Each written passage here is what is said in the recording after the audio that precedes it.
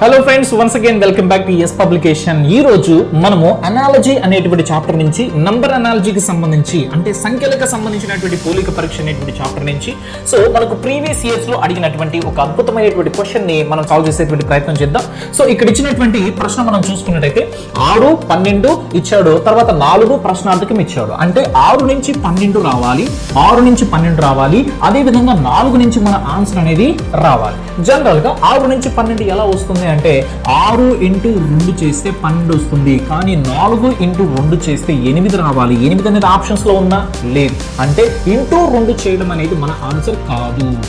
ఏ విధంగా సాల్వ్ చేస్తాము అనేది మనం తీసుకున్నట్టయితే ఈ రెండో నంబర్ మొదటి నంబర్ ఏం చేసినప్పుడు వస్తుంది అనేది మనం థింక్ చేయాలి. అంటే గుణించడం వల్ల, అడిషన్ చేయడం వల్ల, లేకపోతే మనకు స్క్వేర్ చేయడం వల్ల, లేకపోతే క్యూబ్ చేయడం వల్ల వస్తుంది అనేది మనం ఆలోచించాలి.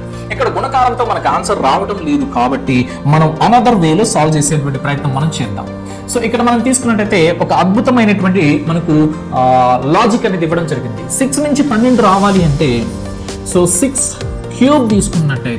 క్యూబ్ తీసుకున్నట్టయితే ఇక్కడ గుణకారం కానీ, లేకపోతే భాగాహారం కానీ, లేకపోతే కూడిక కానీ, తీసివేత కానీ ఏమీ పనిచేయట్లేదు. స్క్వేర్స్ క్యూబ్స్ ఇక చెక్ చేయాలి, ఇవేవి పనిచేయనప్పుడు. క్యూబ్ తీసుకుంటే 6 క్యూబ్ తీసుకున్నట్టయితే 216 వస్తుంది. 216లో ఉన్నటువంటి అంకెలను గుణించినట్లయితే అప్పుడు మనకు 12 రావడం జరుగుతుంది. ఈ విధంగా 6 నుంచి 12 రావడం జరుగుతుంది అనమాట. అదే విధంగా 4 నుంచి మనకు ఆన్సర్ ఎలా వస్తుంది అనేది తీసుకున్నట్టయితే 4 క్యూబ్ చేస్తే 64 వస్తుంది. 64లో ఉన్నటువంటి 2 అంకెలను మనం గుణించినట్లయితే 24 వస్తుంది. కాబట్టి 24 అనేది రైట్ ఆన్సర్.